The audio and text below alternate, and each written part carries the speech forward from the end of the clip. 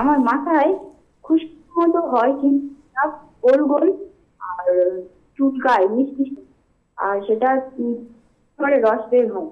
ওটাকে প্রথম ভুলে যান, ওটা খুশকি বলে। ওটা সেবোরিক ডার্মাটাইটিস, একটা খুব খারাপ ফাঙ্গাল ইনফেকশন। আপনি ছোটবেলায় মাথায় তেল দিয়ে স্নান করে চুল বেঁধে স্কুল যেতেন তো? হ্যাঁ হ্যাঁ। এই যে মানে ডার্মাটোলজি, এটা আপনি গেলেন কি করে যে উনি এইভাবেই যেতেন, মানে তেল এটা মাখতেন? সমস্যাটা না আজকের না, বহুদিনের।